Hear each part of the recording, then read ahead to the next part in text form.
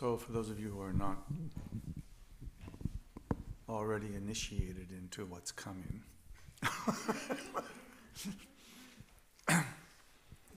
this is our time to just have an open discussion about the meditation practices, the Dharma and teachings in general.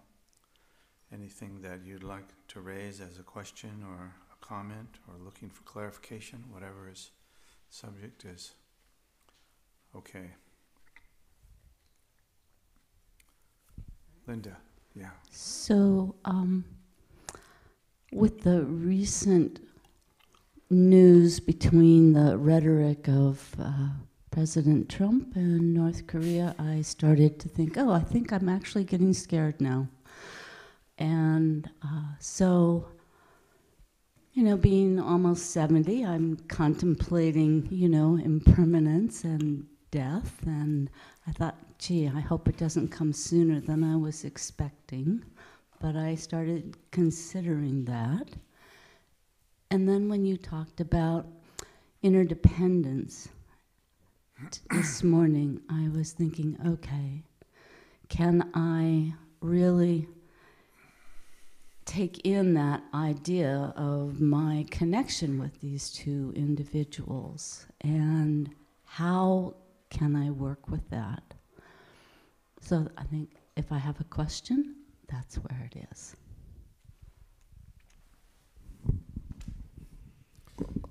Thank you for starting out with an easy one.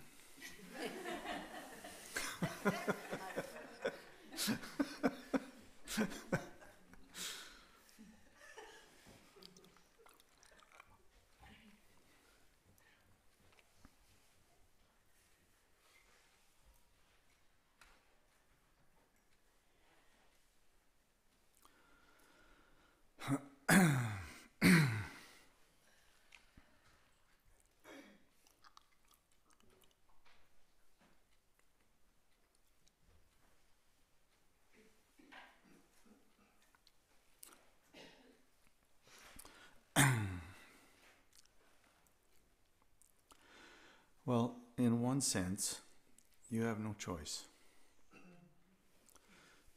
So, you have no choice as to working with the interconnectedness. Within that context, there are, of course, many, many options.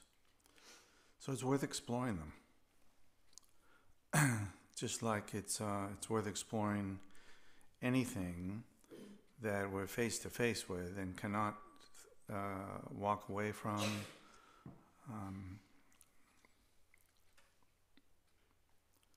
You still have the choice of walking into it.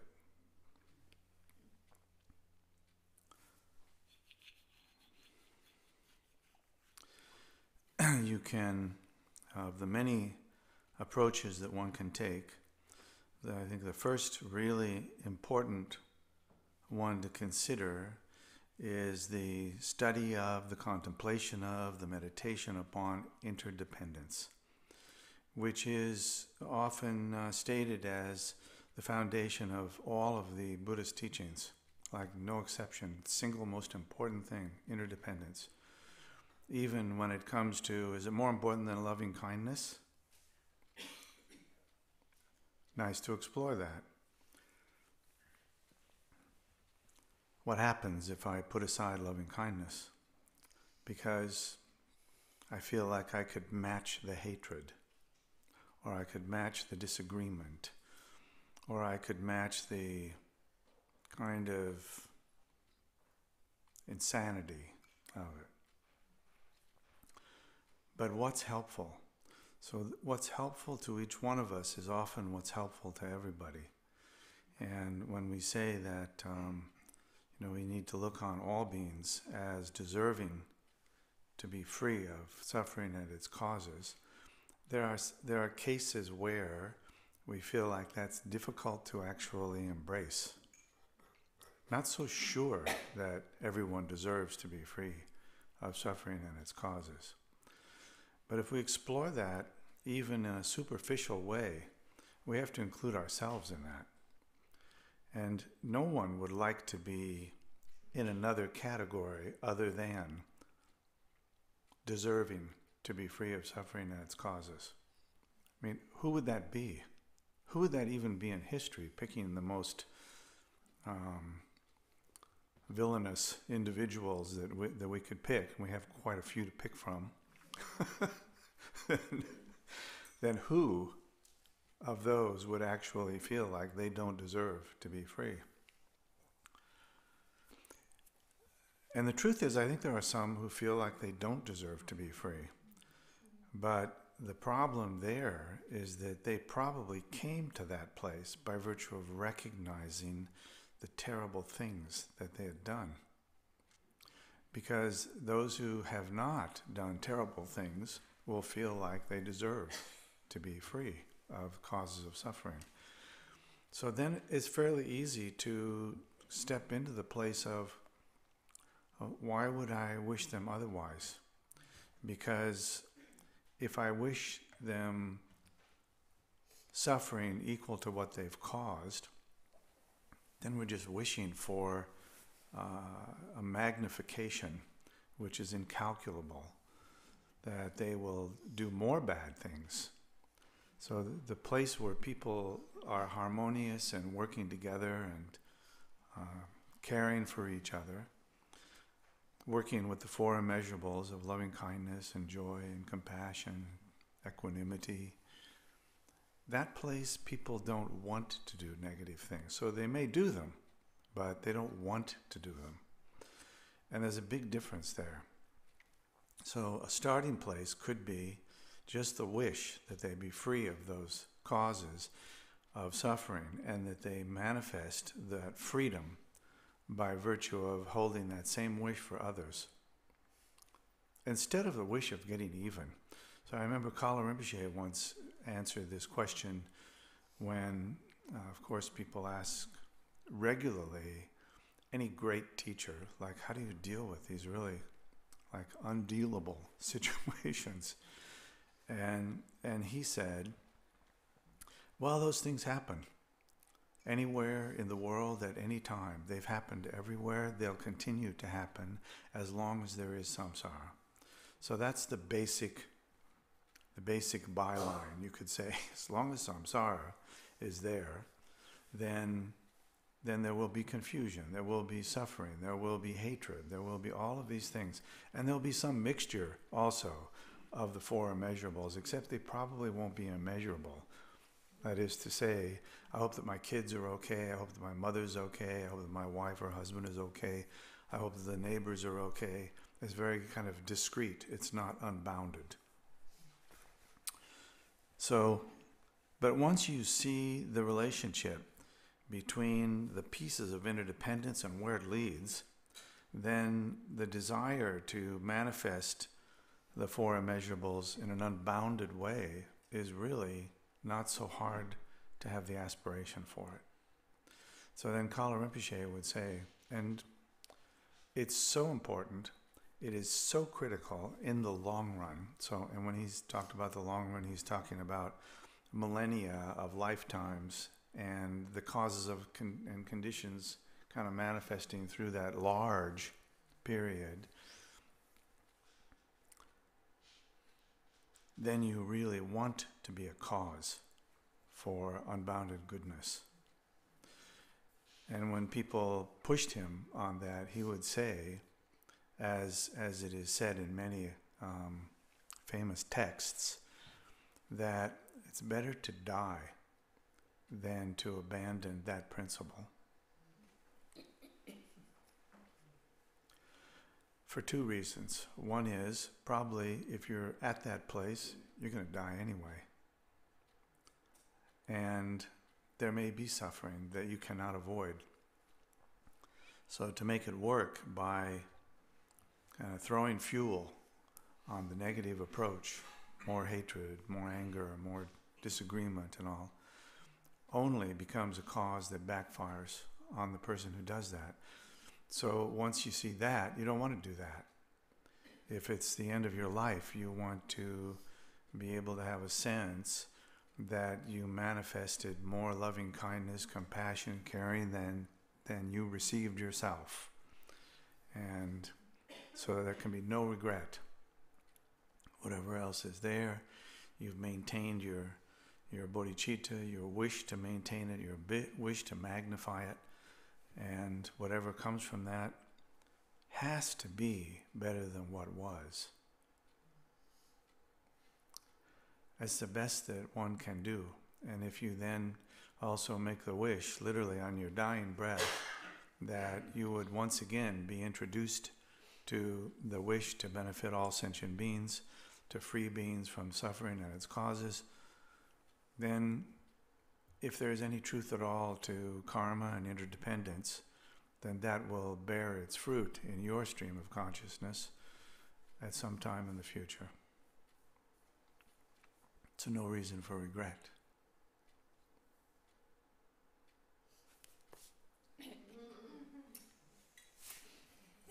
Okay, so as I am contemplating these two individuals and my interdependence with them,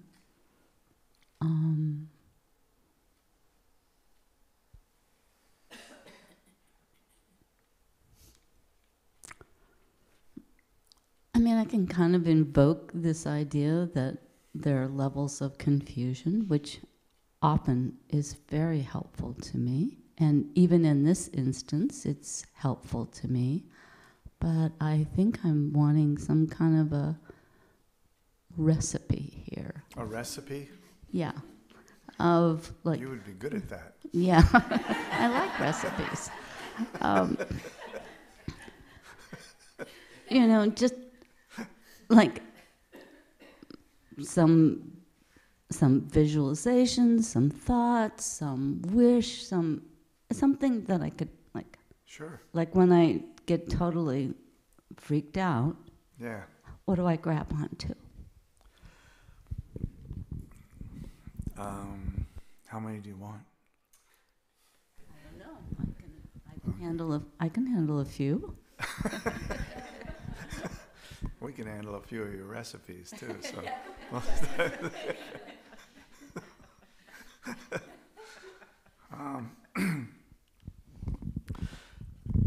So first of all, let's go for the heroic. Sometimes anything less than that doesn't work. We have a feeling of, I already did that, that didn't work. So the heroic, in my opinion, is the confidence that comes from repetition over and over again of certain kinds of things that can lead you to the place of looking at your current relationship with these two beings and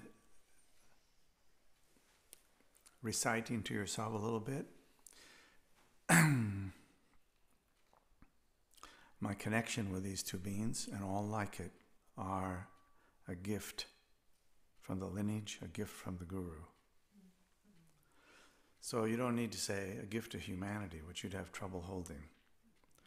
But this is one of the most profound visions or attitudes to hold in very difficult times from the standpoint of the entire Mahayana path, that very difficult situations are to be considered a gift from the Guru, a gift from the lineage. And of course, we don't need to turn it into a kind of soppy thing where we really think that some great being decided we really need this and so they gave it to us and now we're going to deal with it. But that's okay too if one can do that. All that's really necessary and helpful to do in our daily lives continually as things come up. So let's just use Donald Trump and what is he called? Kim. Can't say his name. So maybe that's a good thing. You know, you can't hate who you don't even know the name of the person. So it's the mantra doesn't work. So just to hold that view every time that we get a new experience, we just imagine that through the kindness of the Guru and my connection, the interconnectedness thing is huge. So through the interconnectedness, I receive this as a gift. So there's no requirement for anything there. It's just a gift. So what are you going to do with the gift?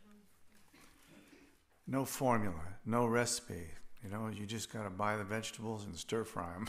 So it's just, and in the process, you have the right to experiment. I don't have to love this person. Maybe that's a little too much. But I can at least have the sense that suffering is ubiquitous. It's everywhere. Even when there's the story of the crying bodhisattva from way back, and the crying bodhisattva would walk around through the villages and see people enjoying themselves, and realize that what they were doing in their enjoyment was actually planting and nurturing the causes of suffering. And so he would cry. And of course, it wasn't a great thing to do because it bewildered other people. It caused them also to be sad, even when they didn't know what to be sad about. So I think in terms of the gift, you have to have a plan. Like, what am I going to do with that gift? Well, one thing is, try to do something. Try to do something every day. I'd like to say every hour, but let's just start with every day. Something every day that makes somebody smile. Like real time. Not like, this would make somebody smile, so I'll hold this for you. No, actually, you have to say something, do something. And then they smile. Something cracks, something changes. You can do it in the marketplace. You can do it on the street. You can walk out here and walk down the street and you see somebody you haven't seen and you say, you look like you're having a nice day. But you say it from the place of, my job is make somebody lifted slightly. And then you see it and you can just feel, okay, there's one. I mean, you have a practice and you understand what the practice is for. Not so difficult. And as you do that over and over, it becomes easier and easier to do that.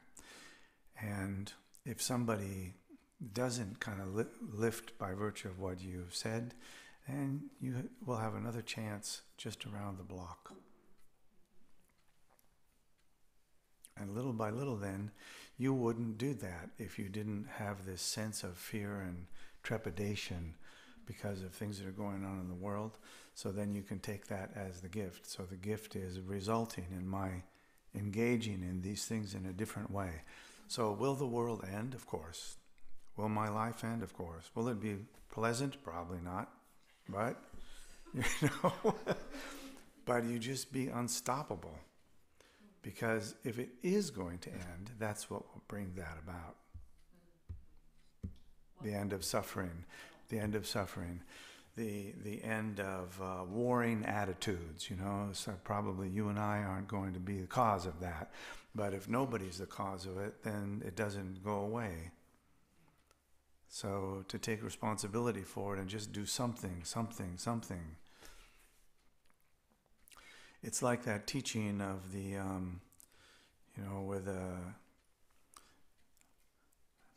I can't remember the details of it, but there was this person who was told, it's like you need to just do lots of good things all the time. And it was somebody who felt, and probably did actually, do mostly negative things. And so the game that was given to the person, the gift, was you have a jar. And you have white rocks and black rocks. And as you do positive things, you put one of the white rocks in. And when you put negative things in, you put a black rock in. And over time, that's your kind of continuous report card. And so that affected the person first seeing like, whoa, 20 black rocks, one white one, not so good.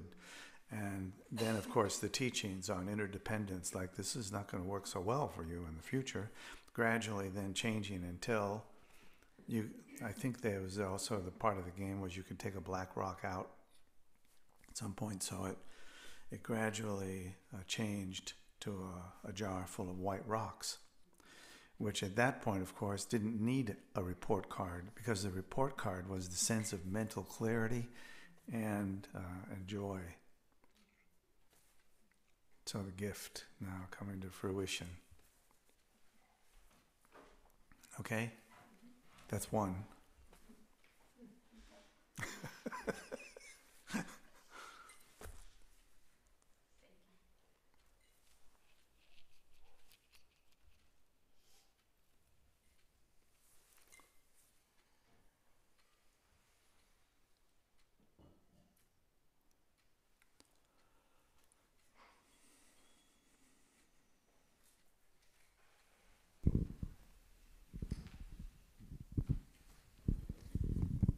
Along that vein, Michael, I really do want to believe that people are good, and I just can't anymore. So would you speak some more about the subject?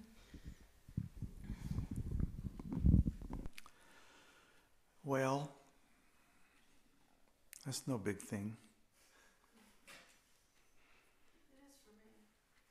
It is for me. Well, It's different for me. I didn't... The reason that's a big thing is because you're believing it. You know, the belief is a problem. The belief in goodness is also a problem. So often when we believe in goodness and then we discover that it's not also good, we have a sense of betrayal around it. And that kind of, dents our bodhicitta. Like we just T-bone someone in our car. So we need to actually have a sense of the view, the power of the view.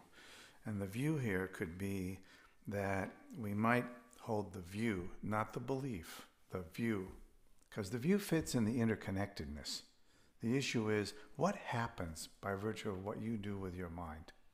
It's not an issue of some objective thing, like people are good or people are bad. People are all those things. We've all been all those things, so we should know that that's what it is. But the view produces a different result because it's not driven by a belief. It shouldn't be. The belief is actually, I think you could make a case that it's detrimental. It's detrimental. Belief is in a way solidifying a particular view. You know what I mean? As opposed to all beings, for sure, would like to be free of suffering. So that's good. Whatever their suffering is, just by definition, if they suffer, if they hurt, they would like to be free of it. And if they wouldn't like to be free from it, there's a deeper hurt driving that than was even there before. It's pathological in some other way and bringing about more pain for themselves and others. So here we just have the sense of the view. I can see that all the people that I know would like to be free of suffering and its causes. They would like to feel joyful, happy. They might not yet know the joy of equanimity, but if they did, they would like to have it. So that's really the starting point then. So you have a view that you manufacture yourself. The difference here is that we manufacture all of our views and beliefs. The difference here is that you see what you're doing. And seeing what you're doing is a prerequisite to freedom. If you don't see it, by definition, you're in bondage. So to get out of that, we generate the view. We hold the view. We don't tell ourselves, well, this view is the truth. We hold it because it opens an eye. It opens a vision. It opens a possibility. It provides us with opportunities. And we don't need to fool ourselves that that this is the absolute truth. No, this is totally relative. Totally relative. But if you want to witness the absolute truth, you're going to have to come to these things. We never start with the absolute and end up accomplishing the relative. It's the other way around. Fortunately, the relative is easier to accomplish. So we can work with it. And we can start by just denting the negativity of it. Just some small thing.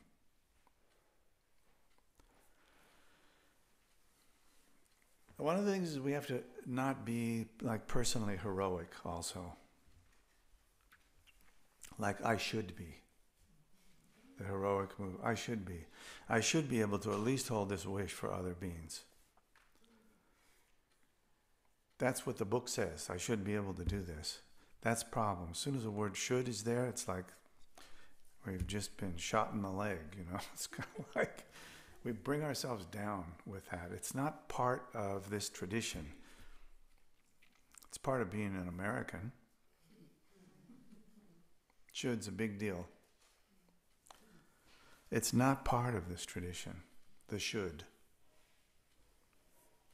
The aspiration to accomplish the Dharma, the aspiration to hold positive thoughts about others and even about myself, that's a piece of the tradition. But the guilt part is not part of it. That's an add-on that we add to it. And we all know when we do that, it compromises the vision. So we're not looking at something simple here that's really easy to do.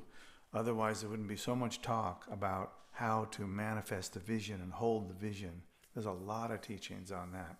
Not because it's easy, because that's difficult.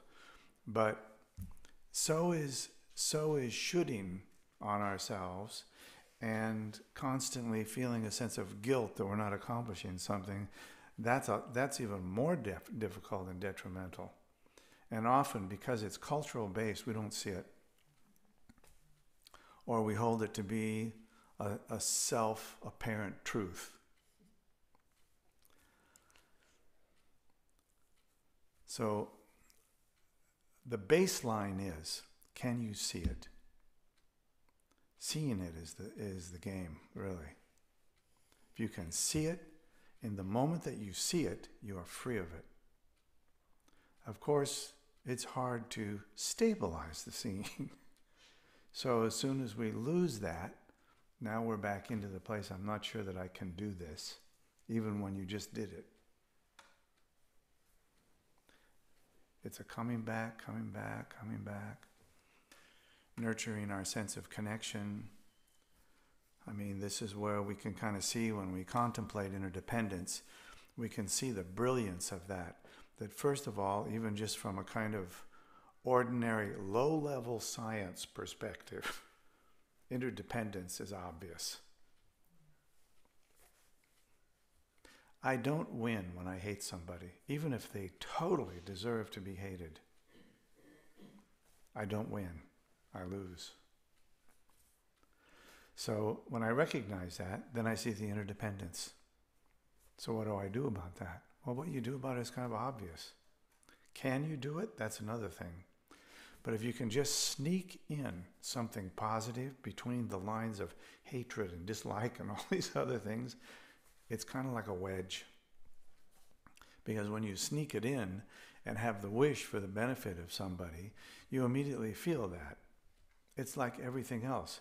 If I hate somebody, I feel it. If I turn around and think, yeah, that's not so good, I feel that. And if I manage to make a change in that, I feel that too. And all of those feel that adds up to interdependence. We are the masters of interdependence. Now what we have to do is see that.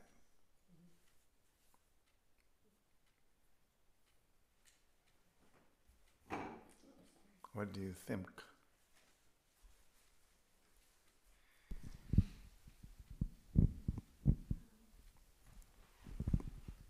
Are we okay, or want to continue? Go ahead. Go ahead. That's helpful, but I'm really way beyond caring what people think and guilt and all that. I really don't care what people think, about what I think, and or what people care about me, think about me. I really don't care, and I don't really think about what I should or shouldn't do. That's not an issue. I think I just am brokenhearted at what I experience in this society. Just absolutely brokenhearted. And that just eats at me. Maybe I spent my whole life being naive. Being what? Naive. Oh, I see. But Yeah, I just, down the bottom, yes, there is the view that everyone has Buddha nature and has that potential. But it's getting harder and harder and harder to see signs of that.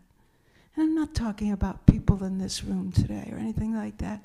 I just mean, what's happened to me in the last few years. It just eats away at me mentally because of the unbridled evil and greed and stupidity and hate that I experience personally. And I just have such a hard time believing that I'm supposed to live in this society. It just hurts. Well, there's that belief thing again.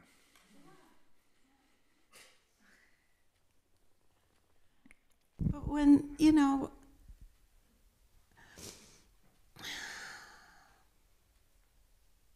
so if I work more in terms of view and less in terms of belief. It's helpful. But It's skillful. I hear that, and I don't take that to heart. But what I experience just isn't good. It just isn't good.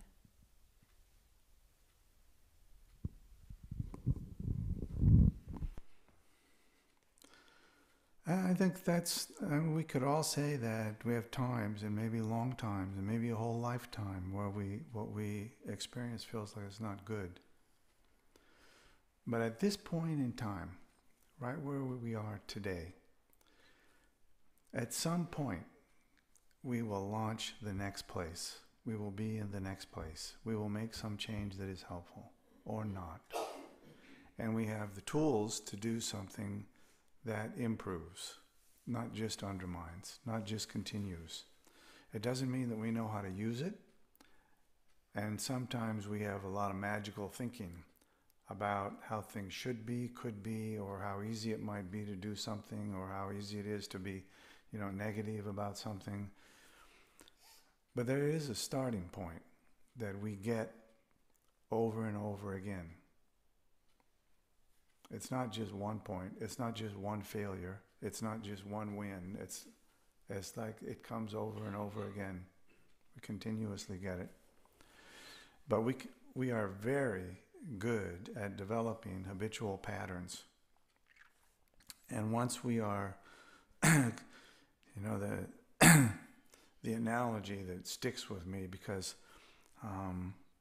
I can always remember the first and only time that I rode a roller coaster. And how exciting it was to get into that car and go up, and then at a certain point, it dawning on you what was in front. And then abject fear. And for me, the firm decision, if I live through this, I will never do this again. And I didn't. But the point is, the car comes into the place and you get out. And there is the opportunity to do something else. So you will do something else, just like we all do every day, actually every second. We do something that we have never done before.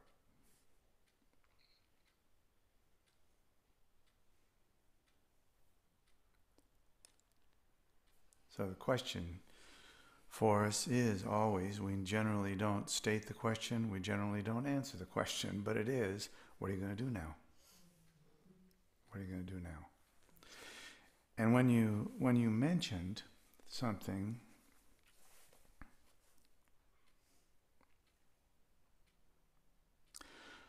about not caring about what other people think and say and do and all of that, I think that it's important to recognize where the opportunities are. Because we can get caught in a place where everywhere we look looks to us like no opportunity. It's a dead end of some kind. That becomes our kind of default place, our default experience. And at some point, it will occur. So just speaking from the Buddhist perspective, and I think it's a perspective in this case that I share, is that at some point, something different will be done. That you will do something different, that Donald will do something different, that everyone does something different. And something moves, and maybe it's not skillful, and so things maybe get more suffering. And other times it is skillful. And sometimes we don't recognize that the better feeling we have actually is coming from what we did inside, from the inside out. We don't recognize that we did that. So we once again have the sense of, it was done to me. Even though it's pleasant, we can feel good by virtue of what people do to us, as well as feeling negative about it. But the value from, I think, a human perspective is to recognize our own goodness in there. That I am doing this is positive, and to actually witness that. Not to tell others about it necessarily, but by the same token, I want to make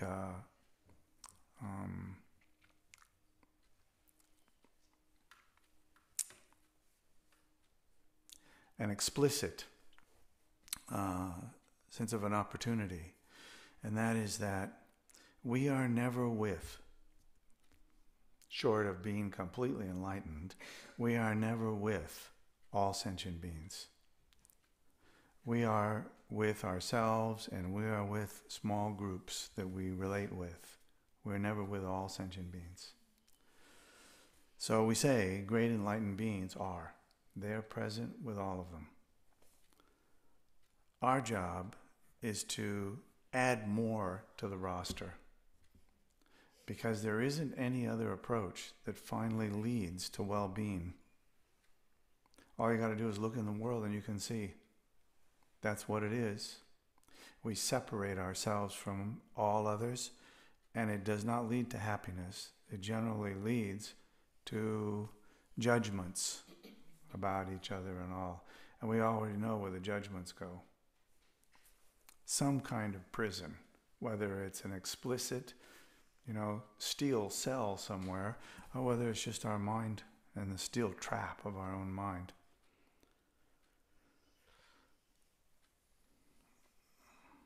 You're here because, are you not looking for something?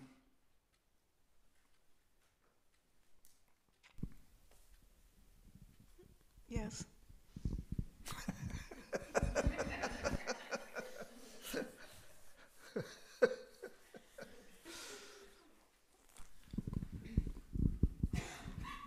So, just tagging off of that, I was aware when Diane was talking that last night I was in the car with my husband, and he started ranting about politics and whatnot. And as you were talking about seeing. Talking about what? Seeing. Yeah. So I was really aware when he took the conversation in that direction, how tense I became and how anxious I became. And sitting here, I realized that that's happening a lot, and I'm actually feeling really anxious a lot, and I never know when someone's going to bring up politics because it's totally triggering. I feel completely overwhelmed most of the time when people bring it up, and I feel angry, and I have all this complexity of emotions. So you're talking about seeing and then doing something different. So what I would love is a little recipe on those moments when people just bring things up and I'm triggered into this state of anxiety. It's really getting bad, actually. Like I actually don't even know what to do with the anxiety anymore, and it's becoming chronic because it's happening so much, and I'm so worried all the time, like I've never been in my entire life. So anyway, Tonglen, what kind of practice would you suggest for moments of anxiety like that, or skillful means?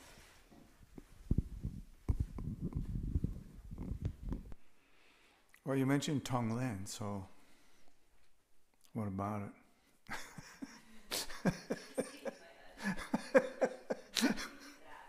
Huh? Oh, yeah. Don't you do it for yourself? Huh? Don't you do it for yourself? I do, yeah. But that just came out, like I literally was not doing that last night, obviously. I just thought of it this moment, that maybe that's something I could apply, but maybe you have other ideas that or techniques or practices that I could apply. Oh yeah, sure. and you're actually identifying the most difficult piece. Right? I mean, doing it for yourself is really difficult.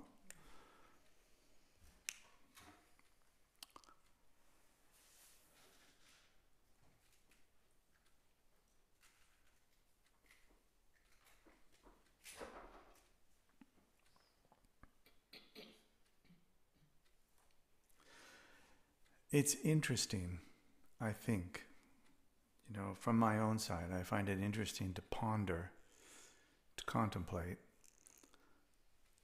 all of the reasons that we all have to be a despondent.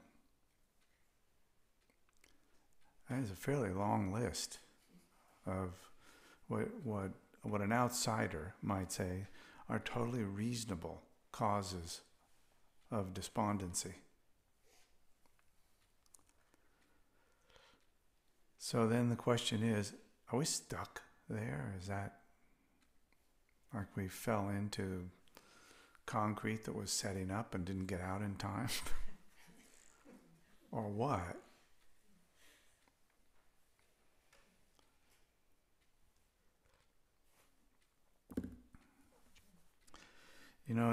It's almost, I would say it's 100% the case that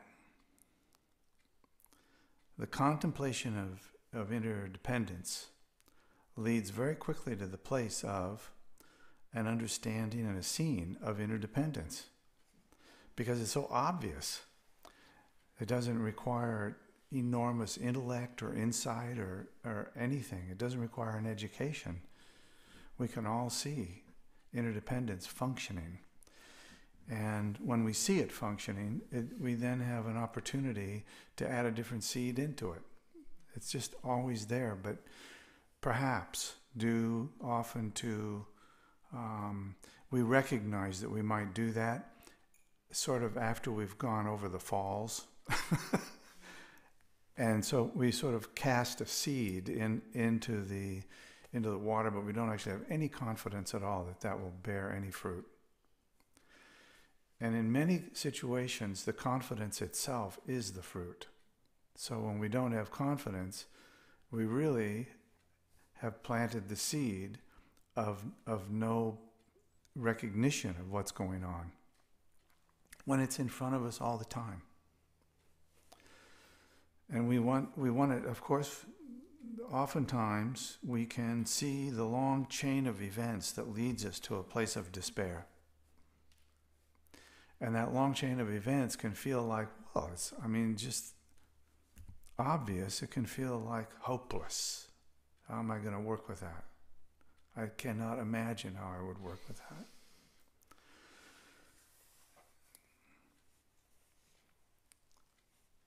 And I think that at that time we often rely upon others. And so I would make a case also for the value of healthy meetings, of healthy people. And by healthy here, I think we could define it in many ways, but just as a shot in the dark, how about just a healthy group of people who are willing to talk about and explore these things from the perspective that we've been talking about? It actually, I think, from some of the things that I sometimes hear are kind of surprising. Nobody's actually said this, but it sometimes feels like this, that maybe we're in like the absolute worst place ever in history. As if we were under the thumb of Mussolini or Hitler or Stalin or something like that, and that we were just totally stuck. And then it's kind of interesting, because personally I don't believe that, but it's still pretty easy to see that the suffering comes from the inside out. And as long as we can see that, then we're actually right on the drift to go out of it, to slide out of it. Because we see that it's not fixed. It's not a single thing. It's a conglomeration of a whole bunch of things together. And our view of those things leads us to despondency, to, happiness or not happiness. And many times I think we also feel like it's not correct to have a sense of joy. Like we are somehow ourselves becoming slightly evil by virtue of having a sense of joy. It's an American thing. You don't deserve it, don't go there. This is not an issue of, I did good things and so now I get my ice cream cone. It's really about, if I can see and experience positive things and feel a sense of joy from my own side, when I see somebody else, it's more likely that the interchange is going to bring joy to them or insight to them, which will also manifest in joy. It's far more likely. But if I'm in a dark cloud, I can't do that. So we're more likely to kind of heal ourselves by putting ourselves in the sphere of people who are willing and able to engage at that level. Like, this is actually not darkness. So when we say, this is a gift from the Guru, what it really means is, the gift is disguised as something else. It's actually light. It's not dark. You just need to unwrap it. And we all know how to unwrap it. In the practice, all of the instructions for doing it are in every practice that we engage in. You need to unwrap it. I mean, what do we do in shamatha, like this morning? What's the main thing we're doing? Is we're just allowing the mind to rest and see. Not to fix, not to analyze, not to do anything with. The very best practice of shamatha is just to see. And having seen, to do nothing with it. Just the seeing itself is the thing. We naturally do the right thing when we see. When we see clearly, we do the right thing. It's kind of like it's raining outside, so you take your umbrella. It's just almost that simple. This is not great insight. This is just simple. You sit still, you see what the mind generates, you just see it. You don't need to judge it, good, bad, or anything, you just see it. Develop that skill, and the rest will follow naturally from the truth of interdependence. When we get too far down, we find it very difficult to float back up. So sometimes I would say it's true. We might not be interested in what the world feels about us, but we do have some hopeful prospect in the context of our spiritual community that we may not find somewhere else. And the value of that is that if that works, then it tends to be contagious.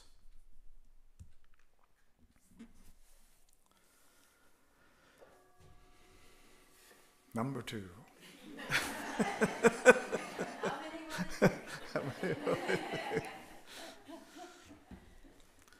So we should generate the thankfulness for the merit before we lose it. This virtue may we quickly realize Mahamudra and establish all beings without exception in this state.